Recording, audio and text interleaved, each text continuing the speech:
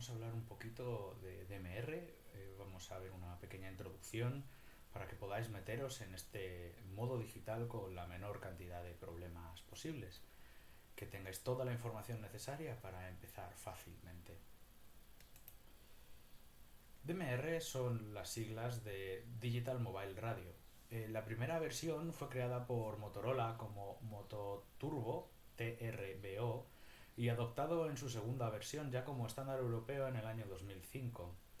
El European Telecommunications Standard Institute es un organismo internacional de cooperación en las telecomunicaciones y sostiene algunos de los estándares más usados a nivel mundial, como UMTS o TETRA. Es importante porque sus especificaciones aplican más allá de las fronteras de la Unión Europea. El principal objetivo del estándar y nuestra guía a la hora de exigirle algo es especificar un sistema de baja complejidad, bajo coste e interoperabilidad entre fabricantes, de forma que los compradores no se sientan secuestrados por un fabricante en concreto o por un modo digital en concreto. Su especificación es bastante sencilla, pero tiene un montón de palabras complicadas. DMR funciona sobre un canal de 12,5 kHz, usa TDMA con un intercambio de 30 milisegundos, modula sobre 4 FSK y la voz se codifica utilizando un vocoder tipo AMBE2. DMR transmite principalmente tres elementos y los transmite digitalmente: voz, corrección de errores y datos. Y la voz en concreto se codifica, como ya he dicho, con un vocoder de tipo AMBE2. Teóricamente, la especificación está preparada para funcionar entre los 30 MHz y 1 GHz, aunque por ahora solo hemos visto equipos en la banda de V y UHF. Vamos a definir un poquito estos términos que pueden resultar un poco complejos, ¿no? Porque hay muchas siglas aquí, pero en realidad hay mucha información. Primero, TDMA. ¿Qué es TDMA? Son las siglas de Time Division Multiple Access, o acceso múltiple por división de tiempo, que es un término muy complicado para explicar cómo se comparte un recurso escaso. Por ejemplo, si estamos viendo la televisión con un amigo y cada uno de nosotros quiere ver un canal diferente, podemos, por ejemplo, convenir un turno, es decir, que cada uno tenga el programa de televisión que quiere durante un tiempo. De esa forma tendremos un programa puesto a lo mejor durante una hora y luego cambiaremos y pondremos el programa que quiere ver nuestro amigo durante otra hora. Esta división del recurso escaso, en este caso la televisión por tiempo, sería parecido a TDMA. La otra alternativa sería, por ejemplo, comprar una televisión que puede tener la tecnología Picture in Picture, de tal forma que puedes dividir la pantalla en dos zonas y ver los dos programas a la vez. Aunque cada uno de esos programas se vería con menor calidad, ¿verdad? Porque estamos dividiendo el espacio o el recurso que es escaso entre dos programas diferentes. Con estos dos ejemplos podemos ver claramente que no hay uno mejor que otro. En el primer ejemplo estábamos viendo TDMA y en el segundo estábamos viendo FDMA, ¿no? Cada uno tiene sus ventajas y sus inconvenientes, pero bueno, gráficamente el TDMA que utiliza DMR se podría ver como en la gráfica. Luego, ¿qué es 4FSK o FSK? FSK es una suerte de FM de los datos, para que nos entendamos, ya que de forma digital podemos enviar la señal físicamente modulando en tres o combinaciones de estos, en tres modos o combinaciones de estos: por la amplitud, que sería ASK, por la frecuencia, FSK, y por la fase, PSK. Sabemos que en FM o FM es lo que pasa cuando nosotros cogemos una señal portadora, ¿vale? Y la modulamos con la señal de nuestra voz, ¿vale? Y eso hace una onda concreta. Si en vez de utilizar la onda de nuestra voz utilizamos la onda cuadrada del sistema binario, pues entonces obtendríamos esa modulación digital en FSK, como podemos ver en el dibujito. En general sabemos que hacer FSK sobre un canal más ancho en frecuencia permite distinguir mucho mejor entre los diferentes cambios de estado de la señal, ¿no? En este caso, pues tenemos cuatro cambios, cuatro posibles cambios de estado, ¿no? Cuatro frecuencias, por eso es 4FSK, y el que cambie de uno a otro depende de mi capacidad para en ese tiempo y en esa cantidad de emisión de radiofrecuencia distinguir si está en un estado o en otro, ¿vale?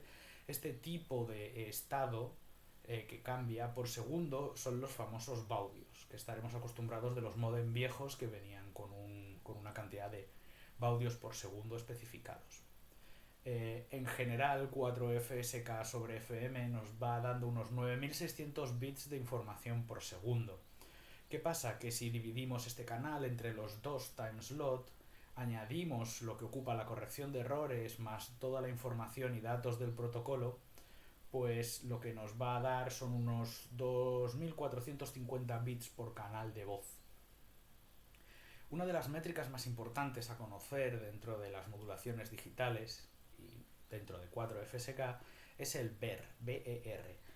Significa Binary Error Rate, que mide la calidad de la comunicación, ¿vale? Las comunicaciones digitales no vamos a transmitir ruido, el ruido lo que va a provocar es un ratio de error más alto.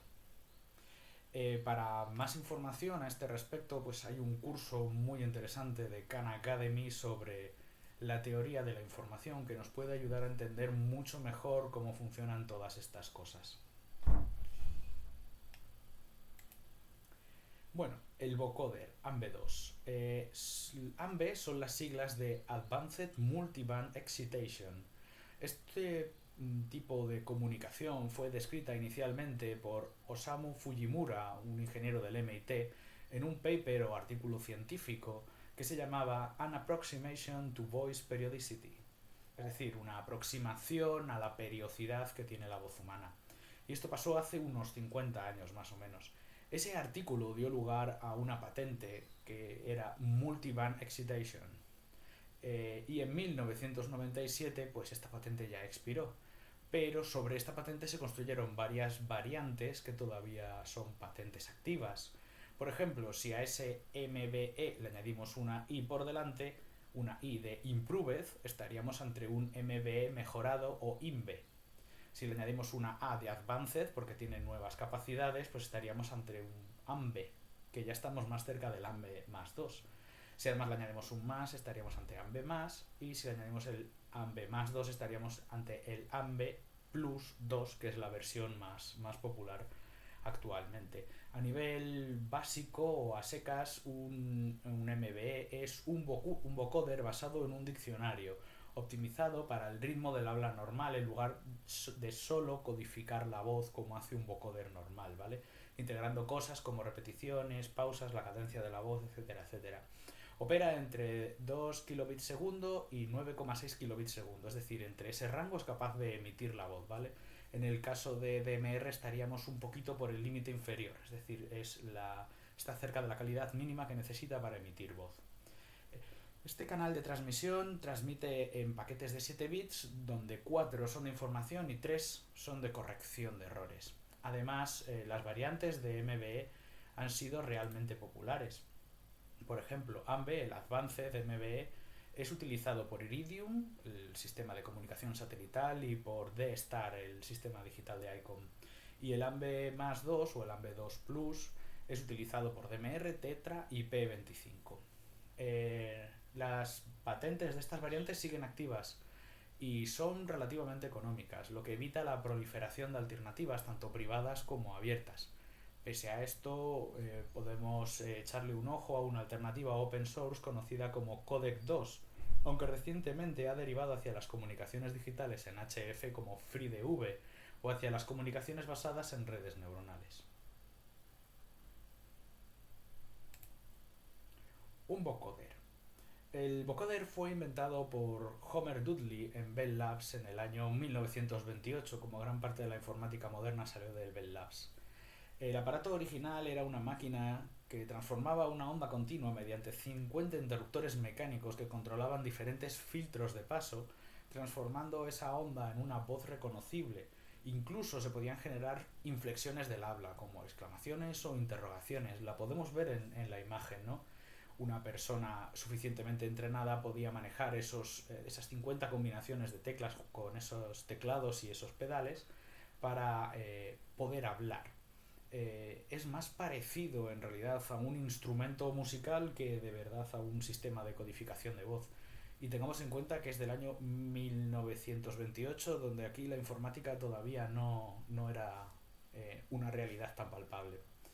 Pero eso no se quedó ahí, ¿vale? Este aparato también, mediante el análisis de frecuencia, podía reconocer el habla y utilizando la envolvente de la amplitud generar esos 50 interruptores o decirte cuáles de esos 50 interruptores tenías que tocar en un determinado momento para generar la voz que estaba escuchando. Este mecanismo es usado básicamente en los vocoder modernos, ¿no? Estos 50 controles de filtros o un número similar conforman el diccionario de pasos de filtro que se utilizará en la reconstrucción de voz. Cuantos más se puedan usar, más reconocible será la voz que escuchemos, pero sin duda la voz que escuchamos no es la original, es una voz sintetizada a partir de los datos. Los sistemas pueden enviar voz con muy poquitos datos, pero la calidad de la onda reconstruida depende de cuántas de esas frecuencias se puedan enviar. Si estas no son suficientes, pues la voz resultará claramente robótica e irreconocible. Aún así, me parece increíble que un instrumento pueda tocar algo parecido a la voz humana y que se entiendan las inflexiones, ¿no? Este sistema de codificación de voz revolucionó el uso de las comunicaciones terrestres conforme la capacidad de cómputo fue avanzando, aportando calidad y claridad a las comunicaciones, eliminando el ruido y las interferencias. De hecho, casi toda la música que escuchamos hoy en día pasa por un vocoder muy popular, el famoso autotuner. Sobre la corrección de errores. Para entender la corrección de errores que hace DMR podemos entender uno de los algoritmos más básicos de corrección de errores. La corrección de errores, en su esencia más básica, usa los códigos de Hamming, inventados por Richard Hamming en 1950. Casi todos los métodos de corrección de errores se basan en principios similares a este. Básicamente, si quieres que un mensaje llegue con seguridad, lo repites, como bien sabemos por la radio. Pero la sencillez de los datos en binario nos permite utilizar otras técnicas más eficientes que la repetición de todo el mensaje, puesto que si yo recibo dos paquetes de ceros y unos repetidos, no sé cuál de las dos es el bueno en el caso de que no coincidan. Así que necesitamos utilizar una técnica un poco más inteligente. En este caso lo que hacemos es que vamos a intercalar los bits normales con unos bits de control que miran al conjunto de bits y determinan si el número de 1 encontrados en ese conjunto de bits al que miran es par o es impar, ¿vale? Esos bits que miran a otros para ver si son pares o impares el número de 1 se conocen como bits de paridad. Si por ejemplo estoy enviando un 1, 0, 1 y el bit de control, el bit de paridad, contuviese un 1, eso sería correcto, puesto que el número de unos es par. Pero si envío 0, 0, 1, el bit de paridad debería contener un 0, puesto que es impar. Pero si recibo 1, 0, 1 y el bit de paridad o de control es 0, entonces ese grupo de bits es incorrecto. Acabo de detectar un error.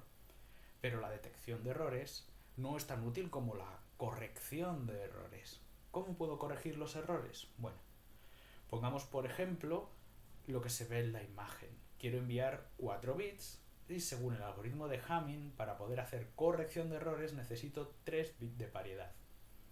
El proceso es muy sencillo y se ve rápidamente de forma visual. Podéis ver ahí los bits de datos con una D, de 1, de 2, de 3 y de 4, y los bits de paridad con una P, paridad 1, paridad 2 y paridad 3.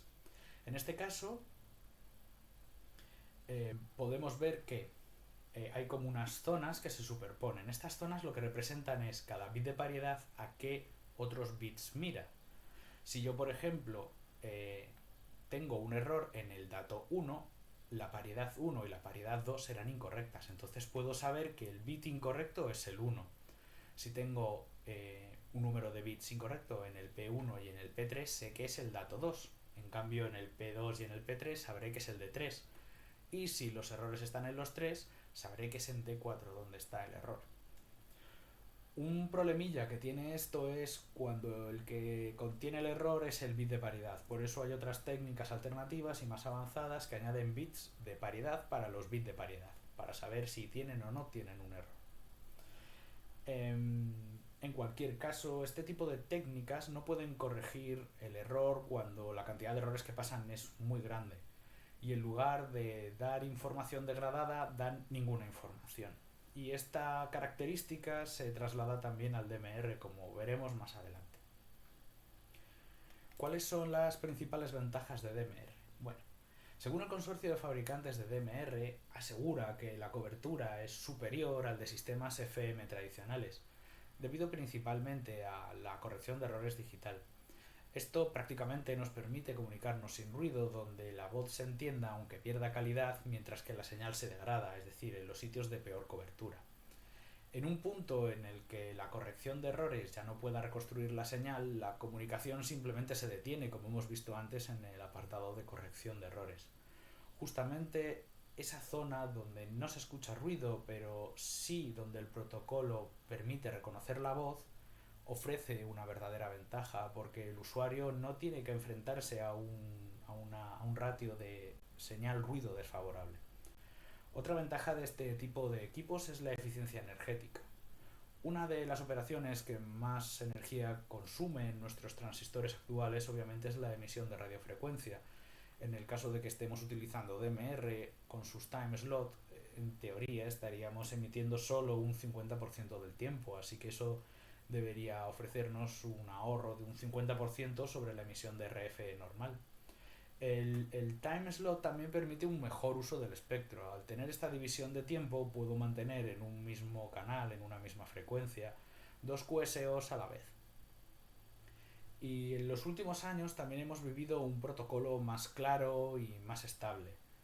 Eh, la irrupción de los fabricantes chinos, lejos de ser una desventaja, en mi opinión es una ventaja, puesto que la simplicidad y la sencillez que tienen a la hora de hacer equipos hacen que estos sean mucho más cercanos o estén mucho más adaptados a lo que es el estándar.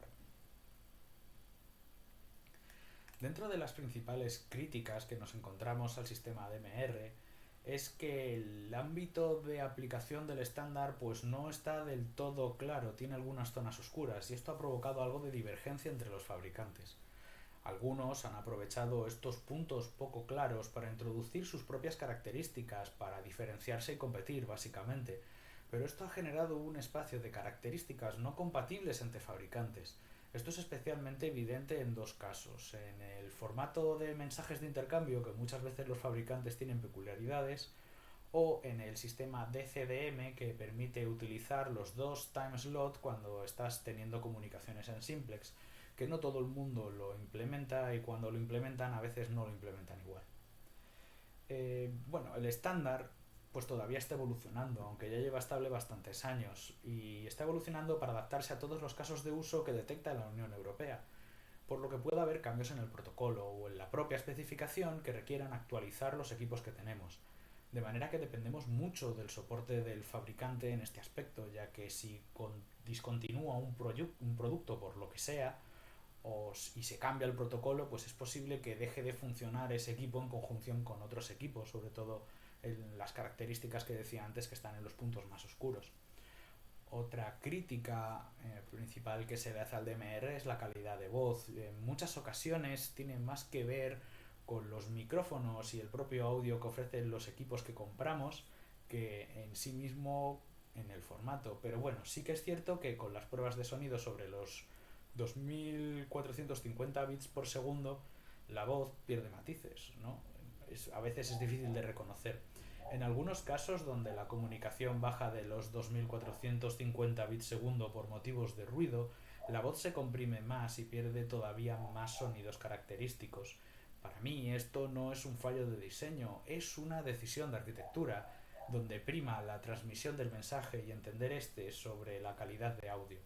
Algunos valores de referencia para saber cuántos son esos 2450 bits o cuántos son. Por ejemplo, otros protocolos como P25 utiliza 4400 bits segundos y los circuitos telefónicos tradicionales tienen una calidad de sonido en bits de unos 64.000 bits segundos. Aunque el protocolo ofrece mejor cobertura en situaciones normales, esta ventaja se convierte en una desventaja cuando hay interferencias por rebote en la señal. Esto se debe a que el sistema de compensación de errores no es capaz de discernir entre la señal original y la rebotada.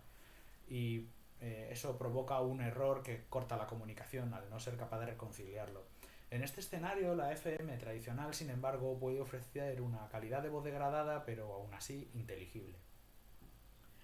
Algunos estudios recientes también afirman que aplicando correcciones de error al FM tradicional mediante el tratamiento digital de la señal puede superar todas las ventajas de DMR con mayor calidad de audio, aunque DMR seguirá usando el espectro de forma más eficiente al conservar los time slot.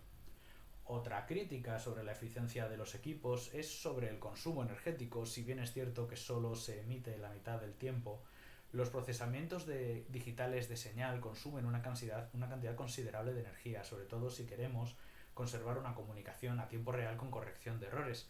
Y este tipo de operaciones pasa tanto cuando estamos emitiendo como cuando estamos recibiendo.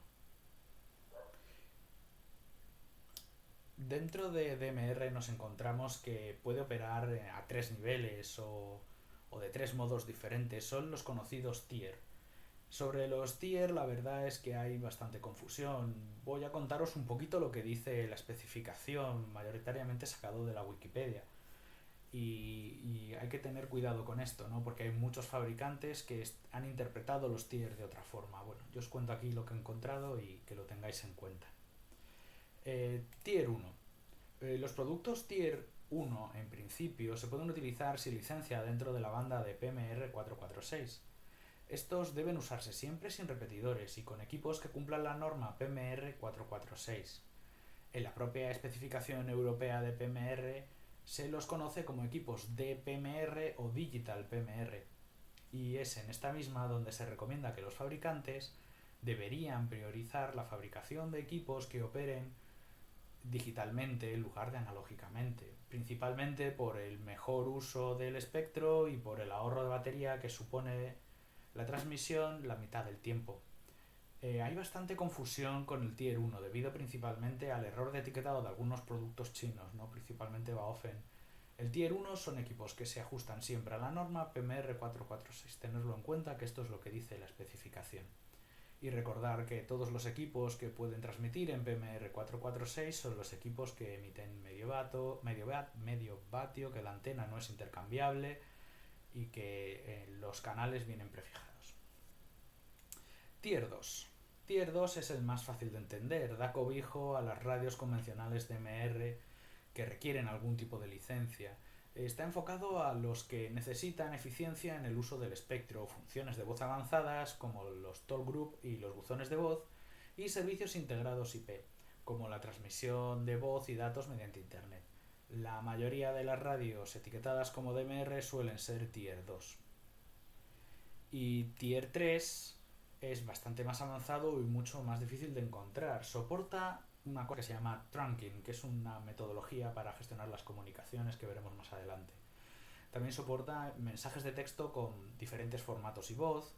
También añade un mensaje de estado que se puede programar en el walkie y que se puede recuperar remotamente en cualquier momento de 128 caracteres y mensajes de 288 bits en otros formatos avanzados.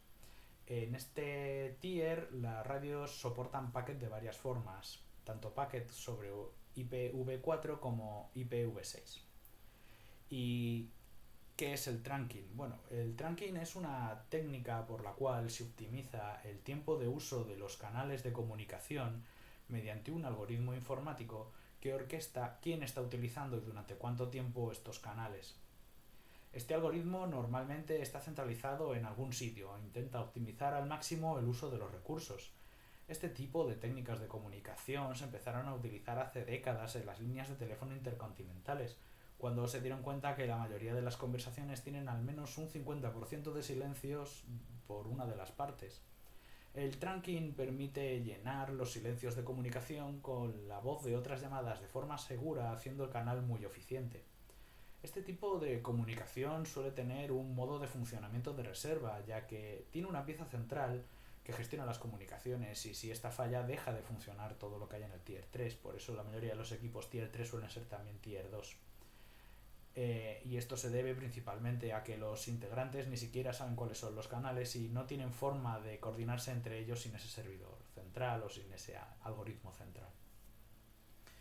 Bueno, ¿qué necesito para empezar en DMR?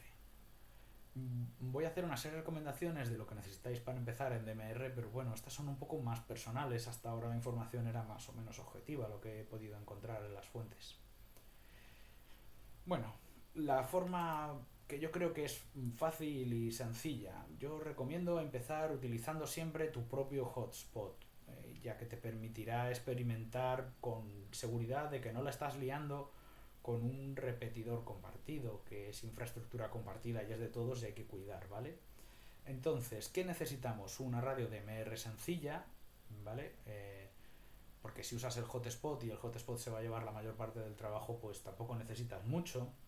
Un hotspot yo recomiendo tipo P-Star Simplex, que es muy sencillito de configurar y hay un montón de alternativas de precios asequibles.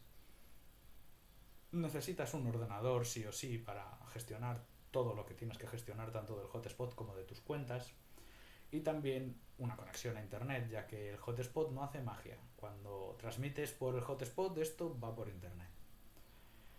Bueno, como alternativa, si quieres complicarte más la vida, luego voy a contar un poquito cómo va eso, pero me gustaría hablaros para que tengáis claro dentro de un rango de precios y de equipos qué equipos considero yo que son radios DMR sencillas que te pueden valer para empezar, incluso para un poquito más de tiempo y que te sacan del apaño y que te valen para aprender perfectamente. Los precios que he cogido de esta lista son todos o de fabricantes o de tiendas españolas que podéis comprar en España o incluso en los sitios más complicados europeos, ¿vale? No he querido irme a precios de páginas web chinas porque suelen divergir mucho y bueno, no, la seguridad que te ofrecen a la hora de darte equipos es otra seguridad, ¿no? Y tardan bastante en venir.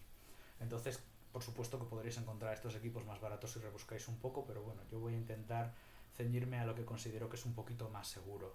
En este caso, muchos de los equipos, de las fotos de los equipos y de los precios de los equipos están sacadas de mi tienda de referencia, que es Proyecto 4 en Madrid. Y bueno, ya sabéis que si llamáis, pues normalmente los precios os pueden hacer algún descuento y tal. Entonces tampoco nos fiemos mucho del precio en concreto. Pero bueno, vamos a ver unos cuantos equipos que yo recomiendo como equipos de MR sencillos para empezar. El primero de ellos es el GD77, que se me ha cortado el nombre.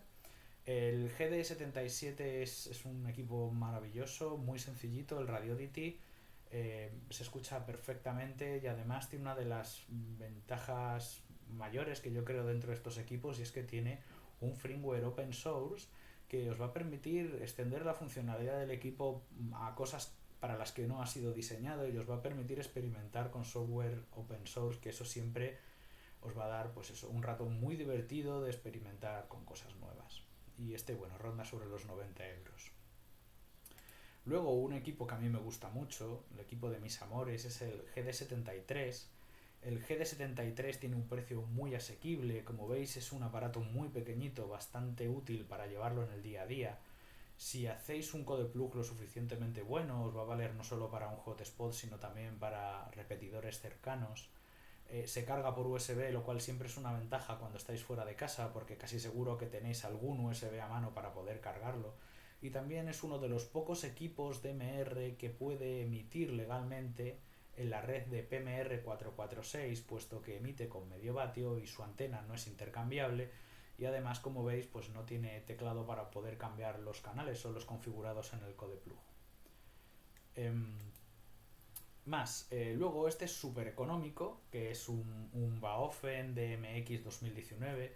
Es uno de los equipos más baratos que más opciones ofrece que yo haya encontrado. La batería le dura bastante, aunque sí bien es cierto que es un poquito infernal de configurar, ¿vale? Este va a requerir que os peleéis un poquito más con el codeplug, con lo cual a lo mejor para empezar no, pero para darte un recorrido un poco más grande, o sea, como segundo equipo o como equipo para llevar a la montaña o cosas así, puede estar muy muy interesante. Y también para empezar a meter la patita en el uso de repetidores. Bueno, Y hablando de meter la patita en el uso de repetidores, vamos a ver una cosa que es un poco más difícil y más o menos más barata. En el caso de que queramos meternos en todo el mundo del DMR directamente con los repetidores y pasar del rollo del hotspot, pues necesitaremos una de radio DMR que ya consideremos potente, ya un equipo que pueda tener totalmente autonomía del hotspot y que pueda hacer todo lo necesario, ¿vale? Y necesitamos también un ordenador, es básico, porque sin el ordenador pues no podemos darnos de alta ni podemos manejarnos en la red de Brainmaster, pero una vez que hayamos terminado con eso, el ordenador pasará a ser opcional, solo nos valdrá para modificar los codeplugs si lo necesitamos y poco más, ¿vale? Entonces, ¿qué equipos considero yo que son potentes? Pues bueno, pues por ejemplo el Anytone, el 878 Plus, que está a unos 219 euros más o menos, pues yo considero que es un equipo muy muy potente. Es el equipo que yo llevo a diario de DMR conmigo encima siempre que salgo de casa y la verdad es que bueno, el que tenga Bluetooth es un plus para conectarlo en el coche y está muy bien. He de decir de este equipo que durante un tiempo tuvo una versión de firmware donde la corrección de errores no estaba bien implementada y la comunicación se cortaba de golpe. Esto la gente lo conocía como el firmware sordo, ¿no? Porque se quedaba de repente la persona que lo estaba utilizando sordo, la comunicación se cortaba de golpe. Es posible que si tenéis mala suerte, el equipo que lleve almacenado un tiempo que compréis pueda tener este firmware, pues eso, instalado de fábrica, que es lo que me pasó a mí. Entonces, lo que se recomienda al principio es pues, actualizarlo a la última versión de firmware que ya no tiene estos problemas, ¿vale? Lo que pasa es que, claro, si estamos empezando en todo esto de del DMR y de la radio, actualizar un equipo como primer paso nos puede resultar un poco molesto o un poco arriesgado, puede darnos miedo. Si no tenéis miedo a actualizar equipos, si habéis tenido otros equipos y los habéis actualizado, pues es una opción totalmente válida y maravillosa para empezar en esto porque tiene de todo lo que vais a necesitar. Más el Alinco de JMD5, este es exactamente igual que el anterior, solo que bueno, este da un poco igual la versión de firmware porque hasta donde yo sé no ha tenido ningún problema de quedarse sordo. Y lo que sí que tiene respecto del anterior es que es más pequeñito, aunque la batería le dura un poquito menos, ¿vale? Es también muy buen equipo para llevar a diario de un lado a otro. Luego tenemos el TIT. TIT es una de las empresas que más llevan todo el rollo este de DMR. Entonces tiene muy buen saber hacer a la hora de hacer radios DMR. Y en concreto creo que esta es sumergible y antigolpes. Tiene una certificación IP66, creo. Con lo cual puede ser una muy buena opción cuando vayáis a la montaña a hacer cosas. Otro equipo muy interesante que tiene GPS es esta otra radio TIT. También está sobre los 170 euros. El siguiente paso que tenemos que hacer para empezar, una vez que ya tenemos equipo, es obtener nuestro ID. Simplemente nos meteremos en esa URL, nos pedirán nuestra licencia escaneada y ya está. Lo enviamos y tardarán un tiempo en darnos nuestro ID. Depende un poco de la fecha del año. Yo, por ejemplo, tuve la mala suerte de pedir el ID en plenas vacaciones de verano y me tardó un poquito más de un mes. La gente con suerte pues me cuenta que le duró como una semana obtener el ID. Pero bueno, que sepáis que está más o menos en ese rango, entre una semana y un mes. Una vez que tengamos nuestro ID, tendremos que registrarnos en la red de Brainmaster.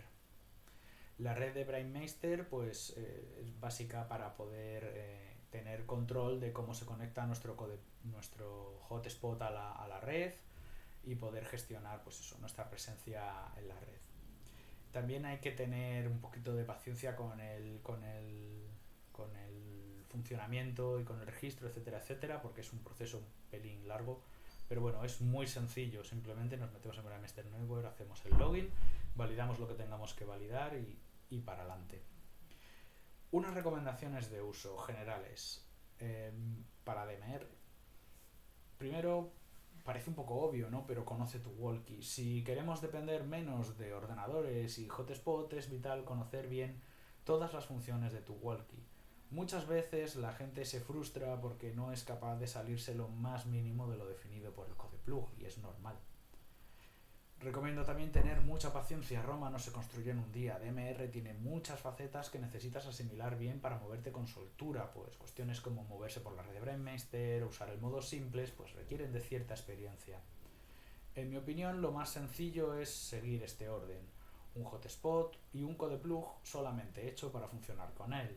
Ir aumentando después la complejidad de este codeplug, ir añadiéndole cosas. Luego probar a funcionar solo con repetidores para ver si nos podemos desenvolver con ellos. Crear un codeplug un poco más enriquecido para poder utilizar todos los repetidores cercanos. Luego también puede estar muy bien montar un setup móvil para tu hotspot. Y finalmente, un reto ya bastante grande es crear un codeplug que funcione para toda la zona ecoalfa.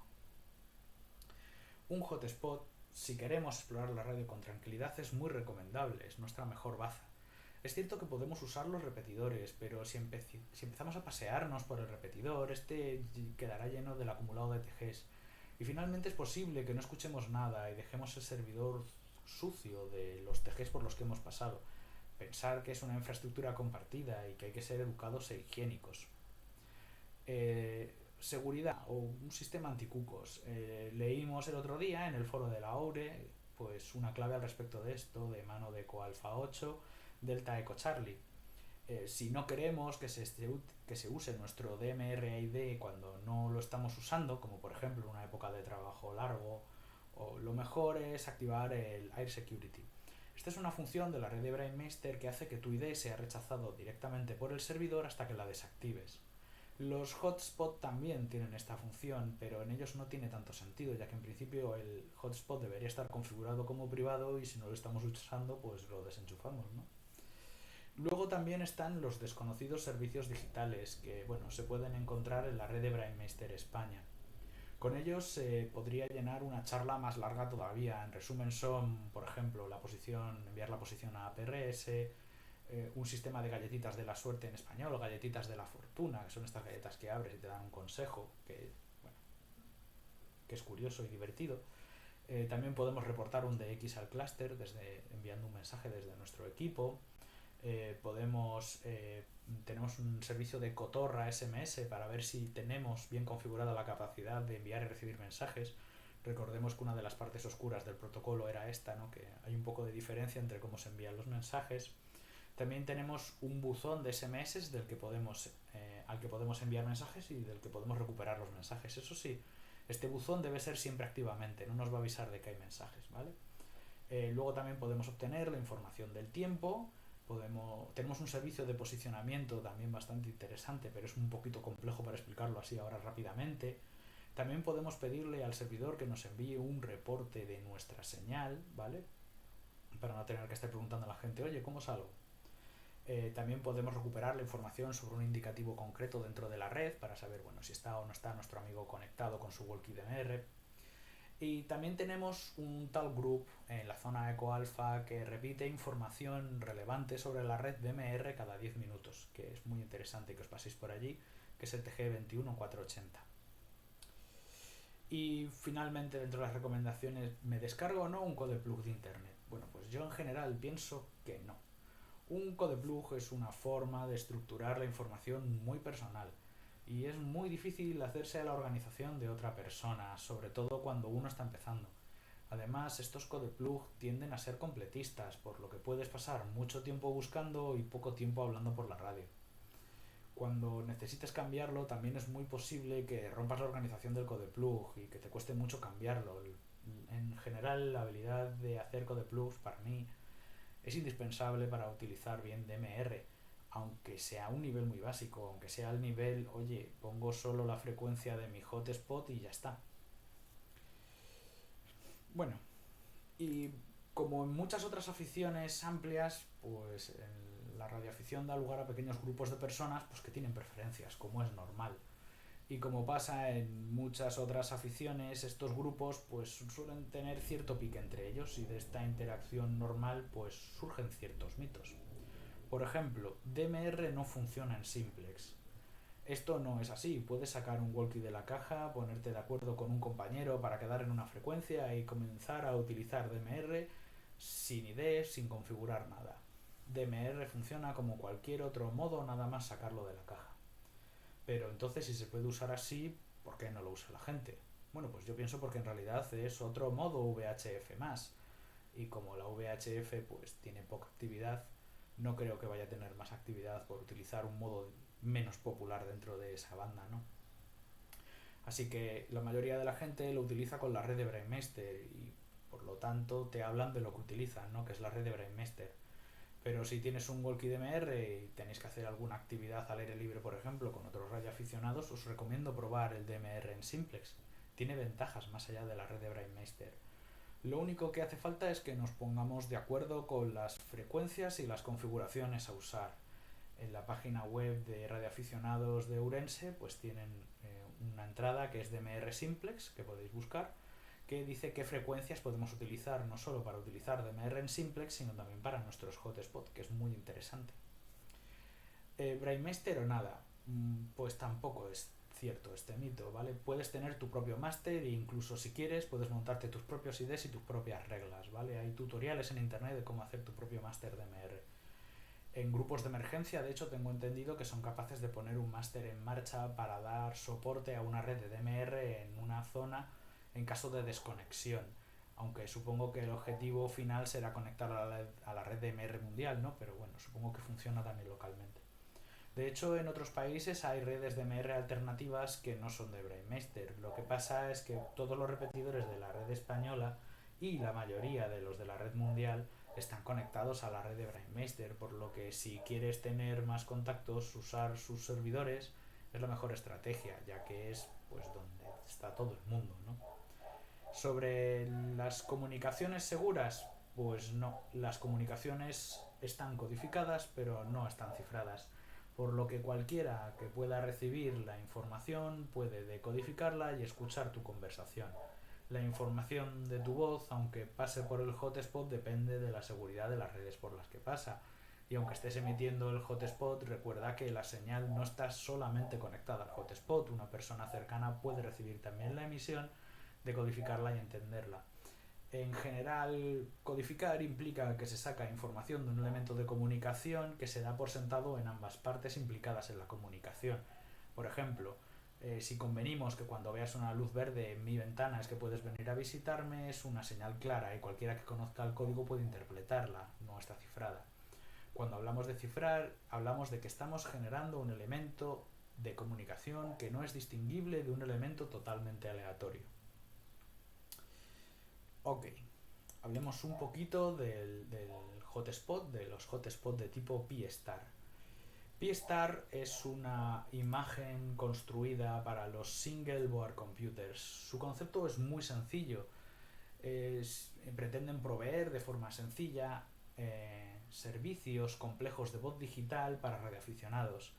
Y aunque es sencillo, también ofrece una gran cantidad de opciones para todos aquellos que tienen conocimientos avanzados de esos servicios.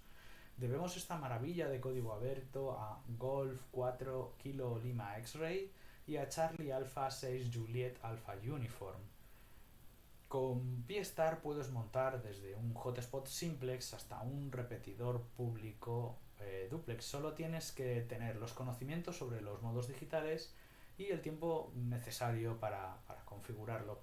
Una de sus características más importantes es que tiene un panel de control web donde se pueden llevar a cabo la mayoría de las acciones necesarias sin tener que tocar una sola línea de código de Linux o de la consola de Linux, lo cual es una ventaja añadida, ¿no?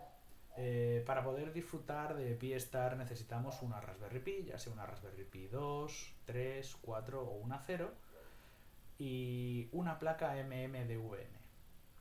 Y he dicho ese tipo de Raspberries porque, bueno, las otras o no tienen un buen soporte o directamente no funcionan en mi experiencia. Y una placa MMDVM las tenemos en dos sabores, simplex y duplex. Una tarjeta de memoria para poder funcionar con la Raspberry Pi también es necesario. Una de categoría 10 de alta velocidad. Y bueno, si no sabéis cuál escoger, pues podéis acercaros a vuestra tienda más cercana y preguntarle al señor que está allí atendiendo que os dé una tarjeta de memoria para una cámara de altísima definición, que suelen tener la especificación de velocidad más aceptable para este tipo de herramientas. Antes de empezar, Antes de empezar a montar el hotspot tenemos que hacer un par de cositas en la red de Brightmeister. Poca cosa. Bueno, primero por supuesto tenemos que tener nuestro DMR ID, como ya hemos dicho, y nuestra cuenta en Brightmeister configurada correctamente, que es bastante sencillo. Después debemos configurar la seguridad de nuestro hotspot porque a partir de enero de 2020 es muy recomendable para conectarse a la red, incluso durante un tiempo fue obligatorio. Para ello seleccionaremos la opción Self-Care que aparece cuando pinchamos sobre nuestro indicativo arriba a la derecha en la web de Brightmeister, como podéis ver ahí. Y de hecho se puede ver Self-Care aquí, en mitad, con este engranaje. Una vez que pasaremos a otra pantalla donde si hacemos scroll hasta la parte de abajo podremos ver estas dos cosas. El Air Security Top, que es el Air Security que hemos dicho antes, que nos permite desactivar nuestro ID de la red de Brightmeister para que no lo utilice nadie, y el Hotspot Security, que es lo que nos ocupa, que es lo que deberemos de activar y poner aquí la password que queramos, ¿vale? Y esa password tenemos que recordarla porque luego tendremos que ponerla en el hotspot. Vale, ahora sí. ¿Cómo configuro Pi-Star? Lo primero que necesito es descargarme la imagen de la página web de Pi-Star, en concreto de la sección de downloads o descargas en inglés, ¿no? Debemos elegir la que sea adecuada para nuestro Raspberry Pi. Por ejemplo, si es una Raspberry Pi 3 o 0, pues la versión Pi-Star RPI V3, y si es una Raspberry Pi 4 tiene su propia versión, su Pi-Star RPI V4. Después necesitamos un programa para poder grabar la imagen en la tarjeta de memoria. Yo recomiendo uno que se llama Balena Etcher, que es muy sencillito, es tan sencillo que solo tiene 3 botones, lo cual se agradece mucho. Una vez descargado e instalado ese programa, pues metemos la tarjeta SD, abrimos la aplicación y deberíamos ver algo similar a esto, donde podemos ver esos 3 botones, ¿no? Seleccionamos la imagen con el primer botón, la imagen que nos hemos descargado, el zip tal cual, sin descomprimirlo ni nada. Comprobamos que la tarjeta seleccionada ahí en medio es la tarjeta correcta, la tarjeta de verdad, no vayamos a escribir la imagen de Pi-Star en nuestro disco duro. Fijaos mucho en que el tamaño coincida con el tamaño de la tarjeta. Lo que pasa es que bueno, esto suele venir bien por defecto una vez que abrimos el programa, suele detectar cuál disco duro es el de la tarjeta y seleccionarlo correctamente, así que tampoco tengáis mucho miedo. Finalmente le damos a Flash y con eso empezará el proceso, pero este proceso tardará un rato porque no solamente escribe la imagen en la tarjeta de memoria, sino que también comprueba una serie de características de la imagen para comprobar que está bien escrita la tarjeta de memoria y que no nos va a dar ningún error. Así que pues mientras está pasando esto podemos irnos a la web de Pi-Star y configurar la Wi-Fi, que es muy recomendable. Y es muy recomendable porque en principio, aunque cuando yo arranque la imagen de Pi-Star sin una configuración de Wi-Fi, el Pi-Star automáticamente arrancará una Wi-Fi para mí, para que yo pueda configurarlo. Esto no es muy cómodo en ordenadores con Windows 10, ya que Windows 10 decide unilateralmente que las Wi-Fi que no tienen acceso a internet pues que no valen para nada, entonces se os desconectará de esa Wi-Fi que ha creado y se volverá a conectar a la Wi-Fi de casa que sí tiene internet constantemente, y esto la verdad es que es un rollo. Lo mejor es configurar la Wi-Fi mediante este configurador que te genera un ficherito que vamos a ver cómo se mete sencillamente, y de esa forma pues poder luego utilizarlo con comodidad, ¿no? Y con relax, sin problemas de no, es que se me desconecta a los 2 minutos y se me va de esa wifi. La verdad es que da mucha rabia cuando pasa eso porque no nos damos cuenta. Windows cambia de wifi sin avisarte, le das a guardar la configuración que llevas metiendo un rato largo y se pierde en el ciberespacio. Bueno, pues vamos a esa URL como ya he dicho.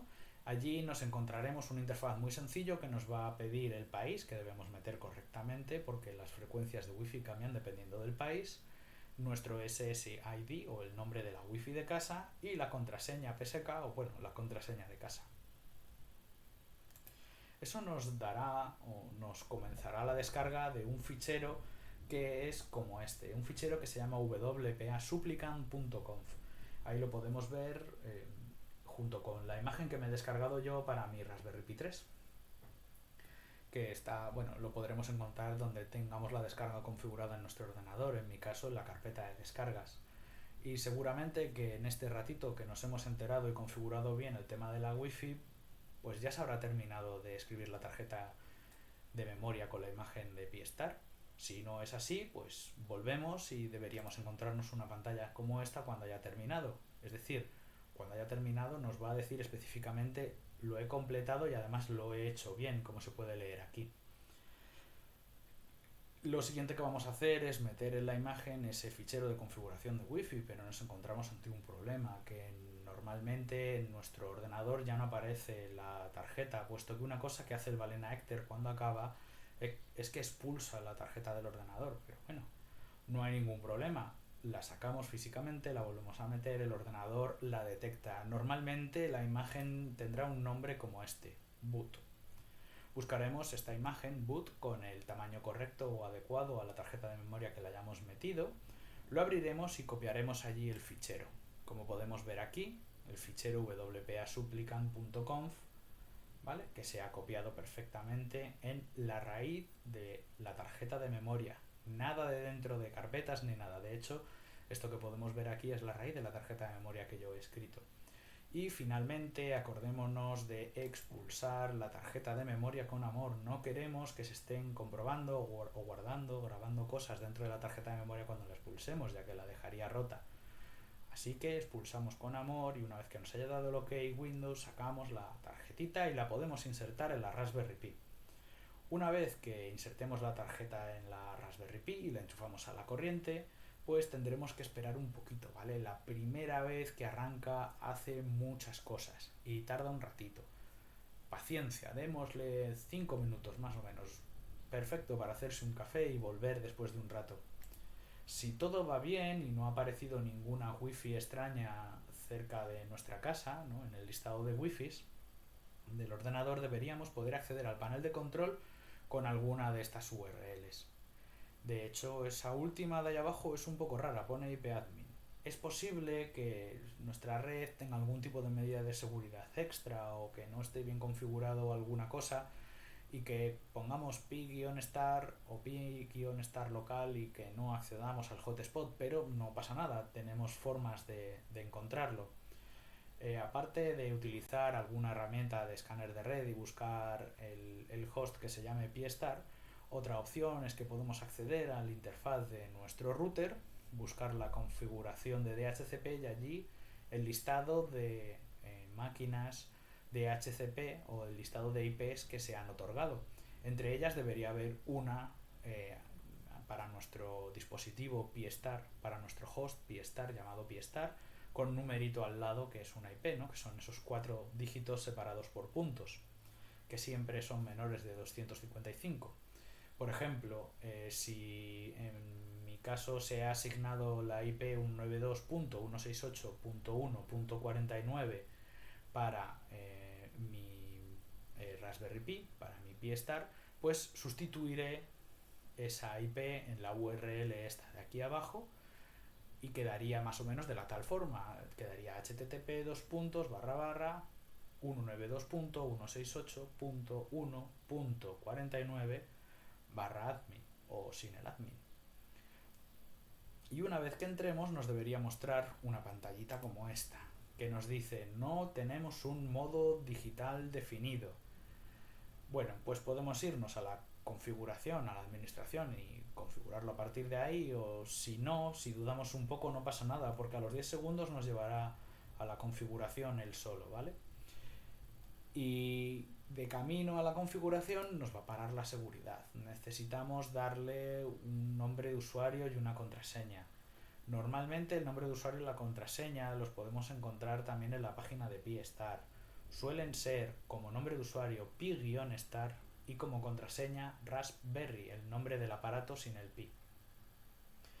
Y una vez que tengamos puesto nuestro usuario y nuestra contraseña correctamente y los hayamos aceptado, ya solo nos queda ir al panel de configuración. Dentro del panel de configuración he cortado solo la parte de arriba.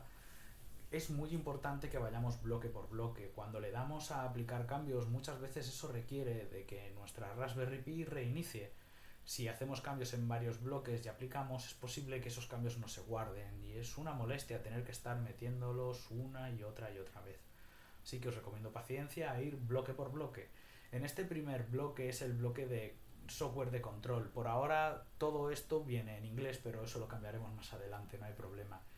En mi caso, al utilizar un hotspot simple es de tipo MMDVM, podemos ver que tengo que seleccionar mi MMDVM host aquí, ¿vale? Y que es simplex. En concreto, el hotspot que estoy utilizando yo es este es un hotspot que ya viene montado, lo compré a través de AliExpress ya montado, ¿vale? Y es una Raspberry Pi 0 que viene con una carcasa de aluminio, ¿vale? La Raspberry Pi 0 está aquí abajo y aquí encima está el MMVDVM, que tiene una pantalla OLED y una antenita, ¿vale? Y entonces voy a hacer todas las selecciones adecuadas para este aparatito. Vale. Muy bien. En el momento que le demos al botón de aplicar, la Raspberry Pi pues se reiniciará, por lo que tendremos que esperar un poquito, ¿vale? Además, el aparato a esta altura todavía no nos va a dar ningún tipo de información por la pantalla OLED, así que dejémosle un ratito, démosle a recargar a la página web hasta que vuelva a aparecernos, y si nos vuelve a pedir el usuario y la contraseña se lo ponemos, aunque no es la habitual. Cuando volvamos a entrar veremos que aparece un nuevo bloque debajo de este bloque que acabamos de dejar atrás, que es el bloque de configuración del MMDVM. Bueno, como esto es una charla de DMR, pues vamos a seleccionar el modo DRM. Y bueno, aquí abajo el tipo de display lo podemos dejar tal y como viene por defecto. Le damos a aplicar y seguramente volverá a reiniciarse. Aunque aquí abajo hayamos puesto la información sobre la pantalla OLED que tiene, a estas alturas no vamos a ver nada todavía en la OLED. Eso tardará un poquito en llegar. Cuando se nos vuelva a cargar la configuración de nuevo, podremos pasar ya al bloque de configuración general, que es donde podremos cambiar el idioma a nuestro idioma. El bloque, bueno, tiene este aspecto. Aquí podemos ver cosas como el hostname o el nombre que va a tener nuestra Raspberry Pi en la red, que no os recomiendo que lo cambiéis. Nuestro indicativo, que en este caso es el indicativo del señor que creó el interfaz web, ¿vale? También nuestro ID DMR, la frecuencia que vamos a utilizar. Recordemos que en la página web de la Unión de Radioaficionados de Ourense hay un conjunto de recomendaciones muy interesantes, ¿vale? La latitud y la longitud de nuestro hotspot, si es que es un hotspot que está siempre en el mismo sitio, la ciudad, el locator, el país, la URL. En este caso hay mucha gente que pone su URL pues eso, en las redes sociales o la URL en qrz.com para que les encuentren fácilmente. Aquí podemos encontrar también el radio modem type. En el caso de que tengáis el mismo hotspot que yo, es una que pone STMJ2-DVM o barra MMVHS Raspberry Pi Hat GPIO, ¿vale? Es ese. Como viene pegado a la placa a través de los pinchitos de la Raspberry Pi, eso es GPIO, ¿vale? La otra opción es por USB, que no es. Bueno, luego también tenemos que configurar el time zone, el tipo de nodo, perdón, que debe ser siempre privado. La time zone, que es también muy importante. Recordemos que DMR es un protocolo dependiente del tiempo, así que es muy importante que la hora de nuestro hotspot esté bien configurada. Y por último, el lenguaje del dashboard, que en este caso pone English UK, pero que bueno, podemos cambiar a español, y en el momento que apliquemos y se reinicie, podremos empezar a ver todo este dashboard en español. Este lenguaje de dashboard no modifica el lenguaje que tenemos configurado en la red de Brainmeister, ¿vale? La red de Brainmeister, cuando nos da información, nos lo da pues con una voz de chica en inglés, y eso lo podemos cambiar cuando hacemos un status, que es un tipo de operación especial que se puede hacer con DMR contra el servidor, contra el repetidor. Lo podemos cambiar para que nos lo dé en castellano, ¿vale? Pero eso se hace en la red de Brainmeister, no aquí. Este simplemente es el idioma que vemos, como repito, en el dashboard. Vale. Pues cuando apliquemos nos aparecerá la siguiente parte. En la siguiente parte pues podemos seleccionar el máster de DMR, la contraseña que pusimos en el Hotspot Security, el número de hotspot que tenemos configurado, que es secuencial y va aumentando, en este caso es el segundo que configuro, el código de color de DMR y luego la opción DMR Dump TA Data, que yo tengo desactivada por defecto. Vale, le damos a aplicar y eso nos pasaría al siguiente bloque. Em, También entre medias está la parte donde se pueden configurar las wifis, por si queréis añadir alguna wifi extra. En el último bloque, que pone configuración de cortafuegos, hay una cosa muy importante que es el auto AP. El auto AP es la capacidad que tiene nuestra Raspberry Pi para arrancar una wifi cuando no se consigue conectar a una wifi. Yo os recomiendo que lo quitéis, porque si os lleváis el hotspot con un power bank con vosotros en vuestro día a día, si no es capaz de conectarse a una red y arranca esta red motu propio, va a dejar de buscar redes y ya no se va a conectar a ninguna red. Si por ejemplo tenemos configurada la red de casa y la red del trabajo, en el trayecto va a arrancar esta wifi para configuraciones y no se va a conectar a la wifi del trabajo, con lo cual va a ser muy molesto porque vamos a tener que entrar dentro de la wifi, entrar dentro del hotspot de alguna forma, reiniciarlo o reiniciarlo directamente tirando del cable y volviendo a ponerlo. Si una vez que apliquemos este último bloque, sí que deberíamos empezar a ver los mensajes en la pantalla OLED y finalmente deberíamos volver a la parte superior y hacer un backup que se ve aquí arriba, ¿vale? Puesto que con este paso ya habremos terminado de configurarlo todo. Como habéis visto, es un proceso bastante largo y laborioso y sería una pena perderlo todo, así que guardarlo, haced un backup, ese fichero lo podéis guardar en cualquier lado, o a cualquier lado es algún sitio aparte de vuestro ordenador, en la nube, en un pendrive, en algún sitio, guardarlo muy bien, porque os va a venir muy bien en el caso de que, por ejemplo, se rompa la Raspberry y tendréis que configurar una nueva, porque ya tendréis un punto de partida muy bien configurado. Vale, recomendaciones de uso del hotspot. Bueno, pues la primera recomendación es dejar espacio. No te olvides que aunque estés utilizando un hotspot, pues los TGs son infraestructura compartida, tan compartida como un repetidor. Deja espacio para que puedan entrar otras personas en la conversación y respeta en general las mismas normas que cuando usas un repetidor. De hecho, ese espacio también le puede valer a la gente que no sepa cómo desconectar dinámicamente el hotspot de un TG para poder escaparse de ese TG a otro, ¿vale? Que hay muchas veces que nos quedamos, digamos, encerrados en un TG porque hay un QSO que no termina, nuestro hotspot está emitiendo constantemente y aunque nosotros le demos al PPT para irnos a otro TG, como es un simplex y está emitiendo, no nos va a hacer ni caso, nos quedamos allí encerrados. Un hotspot para todo, pues yo no recomiendo tener un hotspot para todo, sobre todo con múltiples modos configurados a la vez, ¿vale? Sobre todo si tienes TGs o habitaciones por defecto, porque bueno, puede ser que en un momento determinado llegue el sonido de varias fuentes y que con el cambio de uno a otro haya una emisión constante y tú no seas capaz de operar el hotspot, ¿vale? Pasa un poco como con lo anterior. Yo recomiendo activar y desactivar los modos que vayamos a utilizar cada vez, ¿vale? Utilizarlo de uno en uno. Y que no hay ningún problema, aunque nosotros desactivemos un modo, él va a guardar la configuración que teníamos hecha para ese modo, ¿vale? Bueno, o si tenemos suficiente dinero podemos tener más de un hotspot o incluso más de una tarjeta de memoria configurada para un modo, ¿no? Acciones de servidor. Las acciones de servidor pues son esta configuración que hay dentro de la red de Brainmeister que nos permite hacer cosas con los TGs, que son Actions, Static Groups y Scheduled Static Groups. Las Actions son cosas como reiniciar la conexión a la red de Brainmeister cargándose todos los TGs dinámicos que tengas configurados, por ejemplo, o hacer ciertas operaciones de conexión y desconexión de vuestro hotspot desde la web de Brainmeister. Recordar todo esto de las acciones de servidor son desde la red o desde la web de Brainmeister.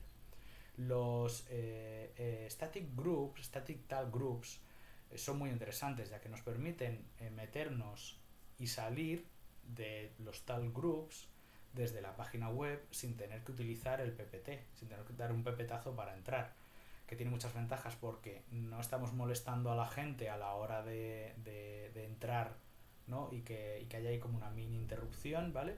Y también la segunda ventaja es que como nos permite poner y quitar los TGs, pues podemos hacer una exploración mucho más limpia sin que nuestro hotspot en un momento determinado empiece a darnos un montón de conversaciones random. Y finalmente los Schedule Static Tal Groups son básicamente la misma operación que la anterior de poder entrar o salir de un TG, solo que yo le puedo poner una hora. Por ejemplo, quiero que a las 7 de la tarde se meta en el TG214. Pues porque a lo mejor en el TG214 ese día, a esa hora, hay un diploma, ¿vale? Entonces, como yo no quiero tener que acordarme, simplemente yo tengo mi walkie encendido y a esa hora él automáticamente se va a conectar a ese toll group, o eso dice la teoría. El Tupper Salvador. Bueno, si quieres puedes llevarte el hotspot contigo, pero ¿cómo lo llevas sin miedo a que se rompa? Por ejemplo, yo lo llevaba en la mochila del trabajo y la antena hizo palanca contra otra cosa y partió la base de la placa, ¿vale? Y esto es una putada. Pero gracias a mi gran amigo EcoAlpha 4, EcoTango Mike, me descubrió que si no hace mucho calor puedes meter tu hotspot con tu powerbank dentro de un Tupperware y que eso aguanta golpes y humedad como un campeón. Así que es una muy buena opción que yo llamo el Tupper Salvador, porque bueno, por ahora me ha salvado de volver a romper mi hotspot cuando me lo llevo por ahí. Eh, Luego también recomiendo mantener el modo de operación del hotspot en simplex. Aunque podemos comprarnos un hotspot duplex, yo creo que no merece la pena. Algunos de los problemas a los que nos podemos enfrentar cuando utilizamos el hotspot en duplex son, pues tiene múltiples antenas, con lo cual hay múltiples posibilidades de que se rompa la antena, como he dicho antes. Requieren además de separar mucho las frecuencias entre sí, ¿vale? Si las ponéis solo 600 kilociclos o algo así, pues es posible que entre en una retroalimentación y no funcione bien. Primero porque las antenas son muy grandes, no tiene mucha potencia. Bueno, el aparatejo funciona, hace lo que puede, aunque sea duplex, y no lo hace muy bien en este caso. Así que tenemos que separar las frecuencias un montón. A lo mejor utilizar el canal que está especificado dentro de las recomendaciones de la Unión de Radioaficionados de Ourense, el 1 y el 6. Eso es muchísima diferencia entre los dos. En ocasiones también puedes escuchar tu propia voz debido al retardo que tiene, al retardo en el proceso de la señal. Es decir, tú emites, va al TG, vuelve la voz del TG y sale por tu antena de emisión. Entonces levantas el PPT y te escuchas tu eco, te escuchas un rato de tu QSO.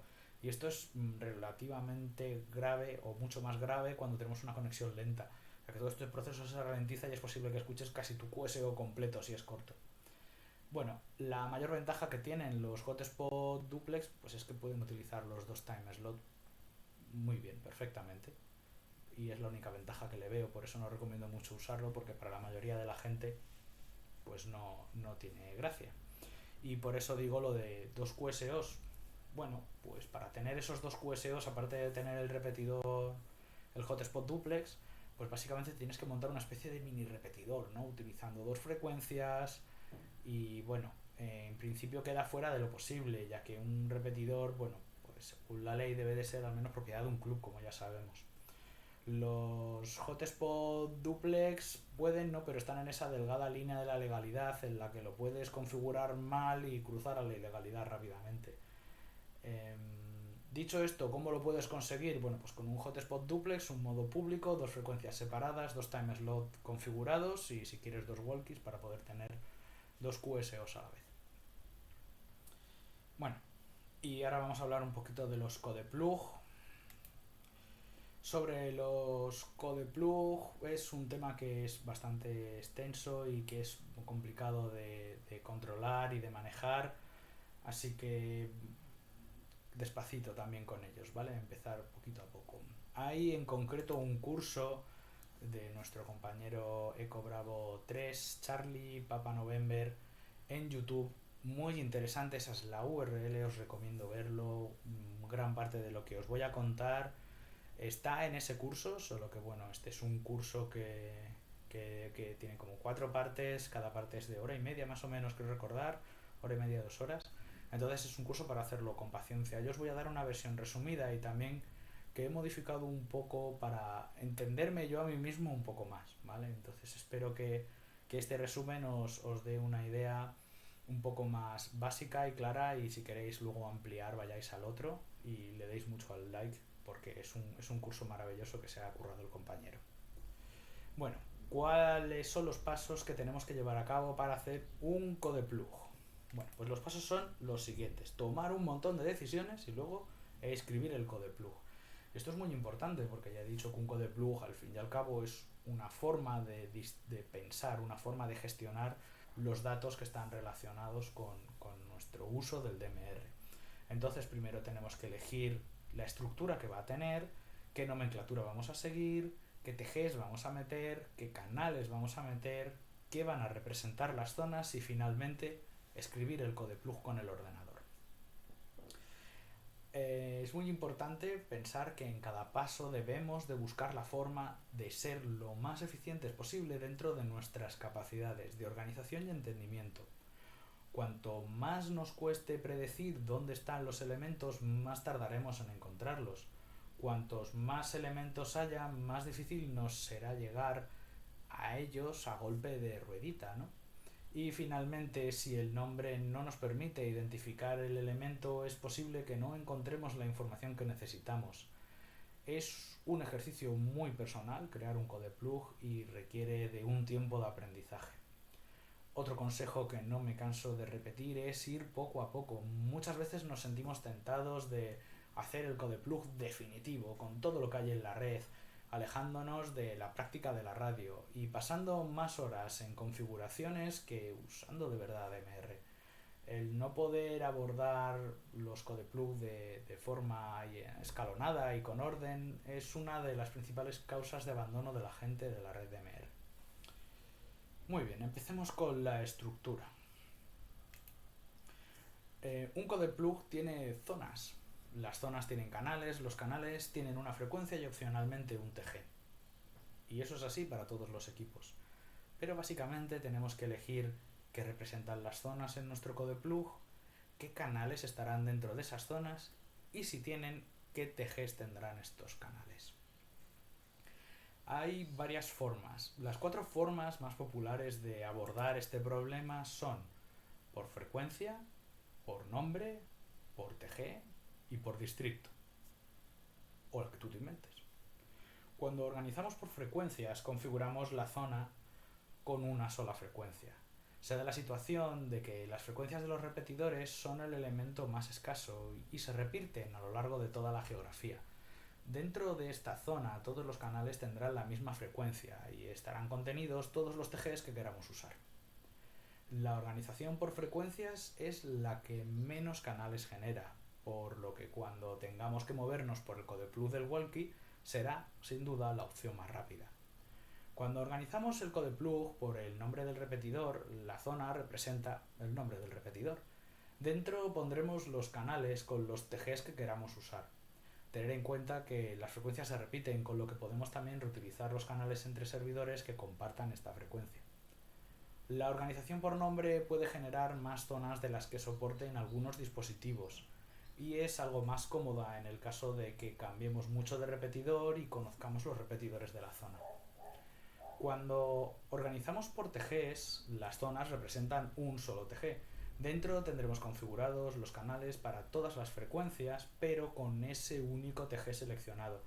Esta es la opción más cómoda cuando usamos roaming, si es que nuestro dispositivo tiene roaming, ya que este buscará automáticamente la frecuencia disponible para no perder la comunicación.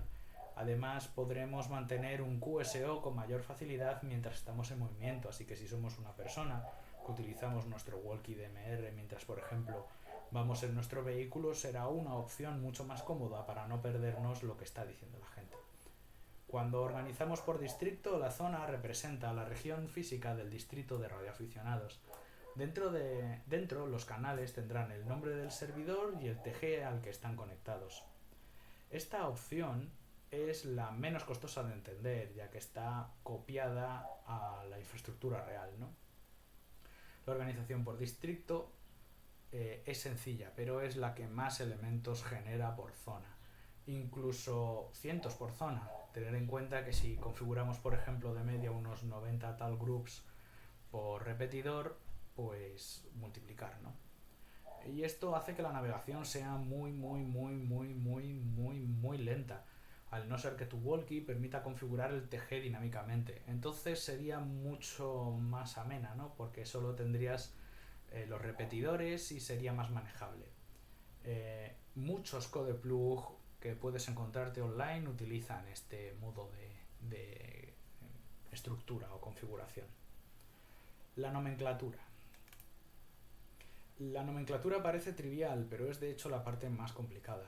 Cuando vamos a nombrar las cosas, el nombre que pongamos depende de la organización de la información que hayamos elegido, es decir, de la estructura, y también del tamaño de la pantalla de nuestro dispositivo. Una buena nomenclatura nos dará más información en menos tiempo y será más rápido y cómodo de usar. La mejor estrategia es siempre poner lo más relevante primero, y la información que ya está repetida después, o a lo mejor la que podamos inferir por nosotros mismos, pues ponerla después. Además, si podemos usar abreviaturas, mejor, ya que nos ahorrarán tamaño en pantalla. Algunos equipos van moviendo el texto por la pantalla si este no cabe. Y esto no pasa hasta que pasa una cierta cantidad de tiempo, ¿no? Como por ejemplo un segundo. Y este es el peaje de tiempo que deberíamos pagar y que yo creo que deberíamos evitar. Al final, si cada cambio que hacemos tenemos que esperar un segundo y tenemos 100 TGs, pues tardaremos minuto y medio en recorrerlos todos en el mínimo caso, ¿no? Una vez que tengamos claro cómo vamos a organizar el tema de los nombres, si vamos a usar abreviaturas y qué abreviaturas vamos a utilizar, etcétera, etcétera, es el momento de elegir qué TGs vamos a utilizar. Yo, bueno, recomiendo elegir los TGs que usemos nosotros primeramente y luego ir añadiendo más TGs a la estructura, ¿vale? En principio es una de las cosas que multiplica la cantidad de elementos que tiene un codeplug y hay que tener cuidado, ¿vale? Además esto representa uno de los gruesos del trabajo, sobre todo al principio puede crear frustración y alejarnos de la radio en sí. Hay que meter, eso sí, aparte de los TGs que vayamos a utilizar, los que controlan la sesión en la red DMR, que son por ejemplo el parrot, el de desconexión, los TGs de emergencia siempre hay que tenerlos, ¿no? Uno de los casos de emergencia que tuvimos dentro de la red DMR era porque el chico no tenía configurado en el codeplug el TG de emergencia, solo tenía el TG de 214 de España, entonces tuvo que hacer la llamada de emergencia por ahí, ¿no? Y bueno, y también el de APRS y el de los servicios digitales, como ya hemos visto al principio, ¿no? Que había una serie de servicios digitales como las galletitas de la suerte que podíamos configurar, pues se pueden configurar también como TGs. En el caso de que necesitéis saber cuál es la lista completa de TGs, podéis sacarlos de la web de Brainmeister. Se encuentra dentro de la sección visualización de datos Talk Groups. Ahí nos mostrará a todos. Podéis utilizar un cuadrito pequeño que hay arriba a la derecha para filtrar. Por ejemplo, si ponemos 214, nos listará todos los TGs de España, ¿no? Que todos empiezan por 214. Y además tiene un botón para exportarlo como CSV, que es un formato muy cómodo que se puede abrir en Excel, pero que se puede abrir en un montón de programas también, programas como el Excel, y que es muy sencillito incluso abrirlo en un momento determinado con un editor de texto normal y ver si es que hay algo mal o no. Una vez que tengamos los TGs claros, los TGs que queremos los tenemos seleccionados claramente, tendremos que pasar a seleccionar los canales. Los canales que vamos a meter también son muy importantes, ¿no? Ya que su nombre debe ser único y dependerán básicamente las frecuencias que vayamos a usar de estos. En este caso también recomiendo ser muy conservador al principio, ya que el número de canales es el otro multiplicador de la cantidad de información que tenemos que meter en el codeplug junto con los TGs. Además, el nombre debe codificar con eficacia la información que contiene y esta, como ya hemos dicho, debe ser la más relevante posible primero y aquella que no esté representada por la zona. Por ejemplo, si tengo un canal para el TG del 214 en una zona que es la frecuencia, el nombre del canal empezará por el TG y luego tendrá codificada la frecuencia si queremos.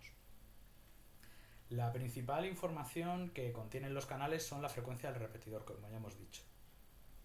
Podemos encontrar toda la información de repetidores en la web de Brainmeister España, dejo ahí la URL. Y también creo que se puede descargar. Zonas. Bueno, y ahora ya que sabemos los TGs y los canales que va a haber, es el momento de tener claras las zonas que habrá. En este caso, las zonas son el último multiplicador del trabajo, ya que será lo último que creemos y será el último que creemos porque, bueno, debemos de seleccionar los canales que contiene, entonces tenemos que tener todo preparado antes para que cuando lleguemos a las zonas no tengamos que volver atrás. De hecho, ese es el principal motivo de que todo esto tenga un orden tan estricto, ¿no? Que no tengamos que estar constantemente volviendo atrás a meter información que requerimos o que necesitamos más adelante, ahorrándonos un montón de tiempo. Bueno, y una vez que tengamos ya seleccionadas las zonas y que tengamos claras las zonas, ya lo que nos queda es crear el codeplug en sí. Aunque yo recomiendo no abrir directamente el programa y ponernos a meter datos como un loco, hacer algo un poquito más inteligente. La metodología a seguir es parecida a esta.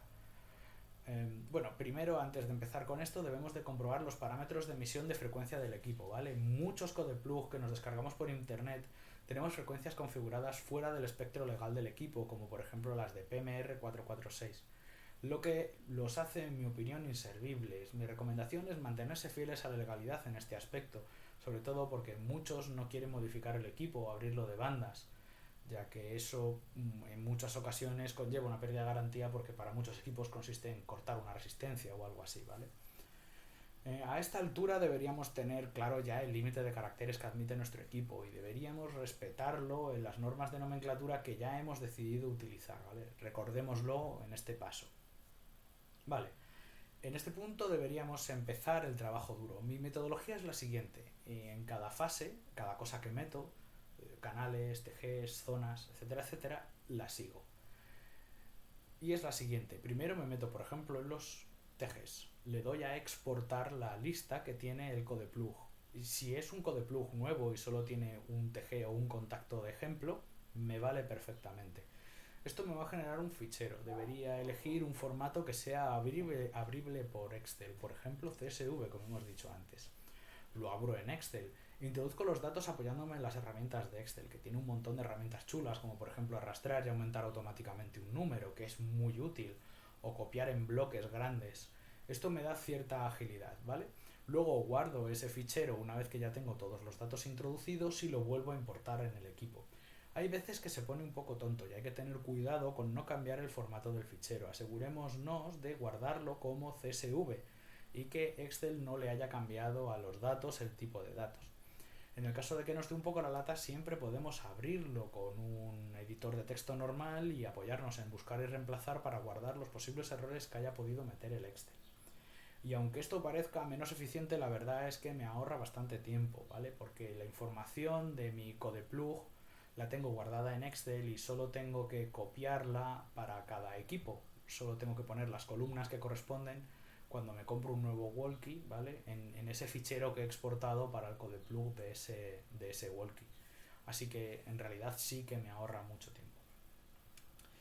Entonces, siguiendo la anterior técnica, iremos en el siguiente orden. Primero meteremos la lista de TGs, la lista de escucha, si el equipo tiene lista de escucha. Por ejemplo, muchos RadioDT tienen lista de escucha y si no pones en la lista de escucha el TG y no está configurada en el canal la lista de escucha, pues no vamos a escuchar ese TG, ¿no? Y nos podemos volver un poquito locos porque sí podemos emitir, que es una cosa muy rara. Bueno, luego meteremos los canales, meteremos las listas de escaneo si queremos o si el equipo tiene, y las zonas y finalmente cambiaremos otro tipo de parámetros. De esta forma y con este orden, toda la información necesaria para los pasos posteriores, como ya he dicho, está introducida cuando empezamos el siguiente paso, evitándonos tener que volver hacia atrás y hacia adelante todo el rato y ahorrándonos un montón de tiempo. Recomiendo seguir siempre la misma estructura de codeplug en todos los walkies que tengamos, ¿vale? Lo que nos ayudará muchísimo a acostumbrarnos a ella y a ganar velocidad y destreza a la hora de utilizar cualquier walkie. Vale. En algunos equipos se pueden programar además otros botones diferentes del walkie. Esto también lo hago al final, ya que depende mucho del equipo, ¿no? La metodología hasta ahora es siempre igual para cualquier tipo de walkie, pero en este paso pueden diverger bastante. Algunas funciones rápidas que me gustan son cambio de potencia de emisión y la activación del modo promiscuo en los botones rápidos del lateral, que puede ser muy interesante, ¿vale? Sobre todo si no sabemos si hemos conectado bien o no a un codeplug, el modo promiscuo nos va a ayudar un montón.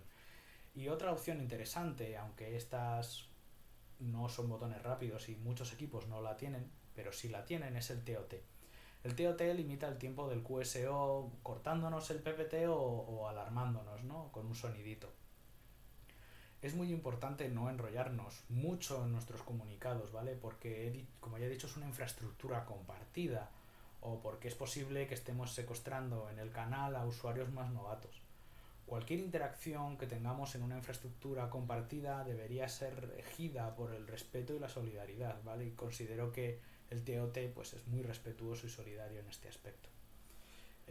Como consejos finales a la hora de trabajar con CodePlug es vital ir guardando el CodePlug con frecuencia, aunque no hayamos terminado el trabajo. En algunas ocasiones los ordenadores se apagan sin previo aviso y bueno, la creación del CodePlug es un trabajo laborioso y muy difícil de recuperar una vez que se pierde. O sea, si perdemos la información del CodePlug, volver a empezar da muchísima pereza, al igual que configurar el hotspot. Pues cuando configuramos el hotspot o hacíamos un backup para no tener que volver a empezar, pues cuando hagamos un CodePlug guardemos con frecuencia para no tener que volver a empezar. Es muy relevante ponerle un buen nombre al fichero del CodePlug, ¿vale? Recomiendo utilizar algún indicativo de la naturaleza de la organización, por ejemplo, estructura en TGs, o estructura o zona TGs, o zona frecuencias, algo así que nos dé un indicativo de qué narices está configurado ahí dentro, ¿vale? Y también una fecha en formato informático, porque cuando ordenemos el fichero, si respetamos ese formato informático lo va a ordenar bien. El formato informático es este que pone primero el año, luego el mes y luego el día. De esta forma podemos evitar problemas de nomenclatura con nombres de ficheros que me he encontrado por ahí como codeplug ok, codeplug ok 2, codeplug bueno, codeplug definitivo, codeplug sí, codeplug este sí que sí, etcétera, etcétera, que es un nombre muy poco útil y que lleva al caos. Y con esto